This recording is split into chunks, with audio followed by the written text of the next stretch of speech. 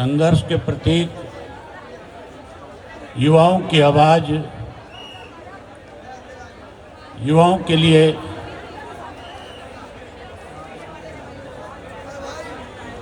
एक कड़ी बनने वाले इस सारे आंदोलन के संचालक अभिजीत दीपके जी, मंच पे बैठे हुए उनके सभी सहयोगी और साथीगण, लाखों की संख्या में देश भर से आए हुए हमारा देश का भविष्य युवा और नौजवान साथियों, मैं लगातार जब से ये संघर्ष आंदोलन शुरू हुआ है इसके साथ जुड़ा रहा हूं। मैंने लगातार युवाओं को आह्वान किया है कि आप जाएं और दिल्ली के जंतर मंतर पे जाकर के इस गूंगी बहरी सरकार को ये चेताने का काम करें कि एक तरफ आप हमें अपना भविष्य मानते हो, जब आप चुनाव में जाते हो, वोट मांगते हो,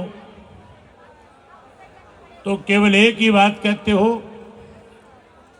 कि हमें अपने भविष्य से बहुत बड़ी उम्मीद है। और जब भविष्य आपसे अपनी शिक्षा की सुरक्षा मांगता है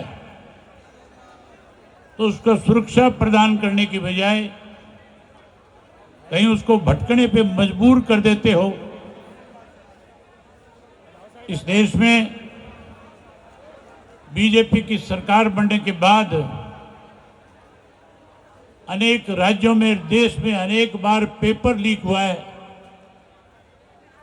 उसका नतीजा ये हुआ कि बहुत सारे बच्चे, जो नौजवान जो शिक्षा प्राप्त करके कहीं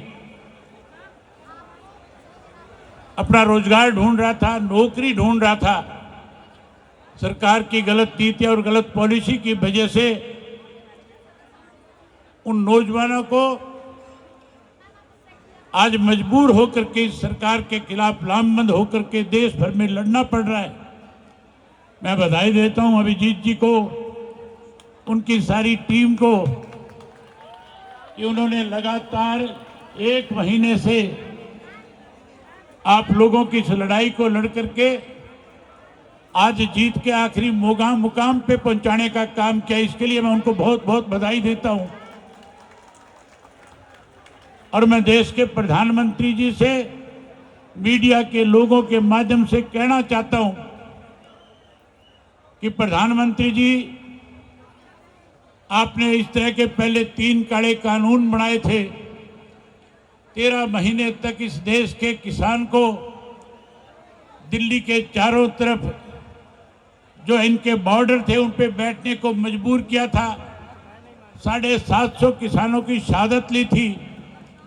और जब देश का किसान अपनी बात पे खड़ा हो गया, अड़ गया, जब देश के किसान ने ये कहा कि हम मर सकते हैं लेकिन इस आंदोलन को जीत करके घर वापसी करेंगे, आज उसी तरह के हालात फिर बना दिए इस देश में।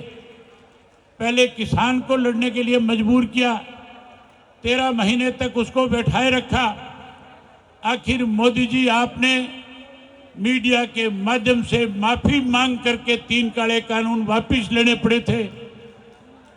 आज भी समय आपके पास कि आप सब युवाओं के बीच में आओ और आकर के कहो कि इस पेपर लीक की जिम्मेवारी मेरी सरकार की है, मेरे मंत्री की है।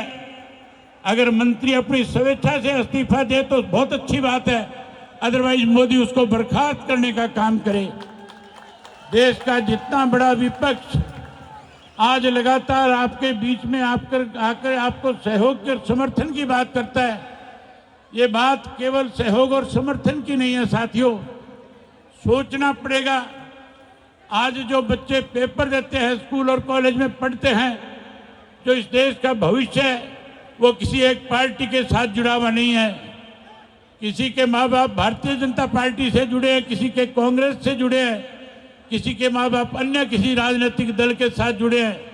आज सब राजनीतिक दलों की जिम्मेवारी बनती है कि वो आकर के इस आंदोलन को समर्थन करे और मोदी जी इस देश के नौजवानों से माफ़ी मांगे और माफ़ी मांग करके नौजवानों को ये विश्वास और भरोसा दिलाए कि आइंदा से हम शिक्षा में सुधार करने का काम करेंगे। जहाँ शिक्षा को सुधारेंगे वहीं बच्चों के भविष्य की गारंटी सरकार की जिम्मेवारी होती है।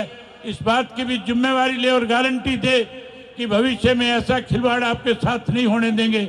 अगर कोई इस तरह की छेड़खानी करेगा तो उसके लिए इस तरह का प्रावधान बनाया जाए जिसमें सख्त सजा का प्रावधान हो, ताकि कोई भी व्यक्ति इस तरह की शरारत करने से पहले 1000 बार सोच ले कि अगर तेरी छोटी सी भूल और गलती की वजह से, तेरे कहीं स्वार्थ की वजह से नौजवानों के भविष्य के साथ खिलवाड़ होगा तो फिर ता जिंदगी तुझे भी जेल में सड़ करके काटनी पड़ेगी। ऐसे कानून बनाने चाहिए।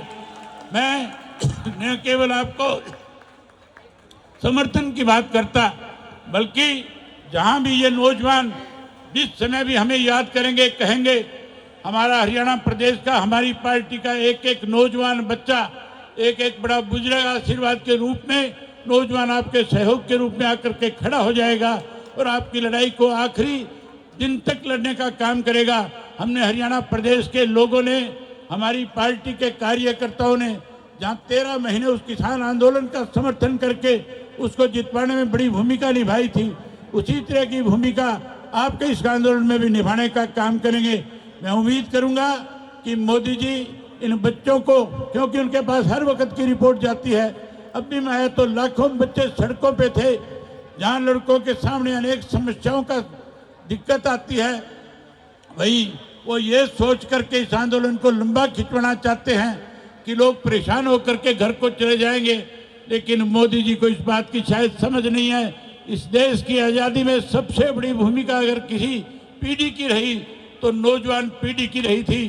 शहीद भगत सिंह जैसे लोगों ने छोटी उम्र में फांसी का तख्ता चूम करके देश को आज़ाद कराने में बड़ा भूमिका निभाने का काम किया था।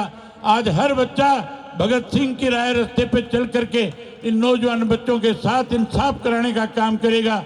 मैं एक बार फिर अभिजीत जी आपको बधाई देता हूं। आपने जो लड़ाई शुरू की है, जिस ढंग से इसको शांतिप्रिय ढंग से आगे बढ़ाया है, जिस ढंग से सरकार ने जुल्म ढाया और आपने उस जुल्म के आगे झुकने की बजाय जहां हिम्मत के साथ दोबारा से उस आंदोलन को खड़ा किया, उसके लिए आप बधाई के पात्र हैं। आपको बहुत बहुत बधाई।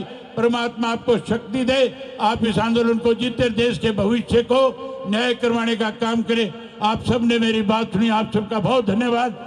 जय हिंद, जय भारत। एक नारा लगाओ, इंकलाब जिंदाबाद, इंकलाब जिंदाबाद। बहुत धन्यवाद।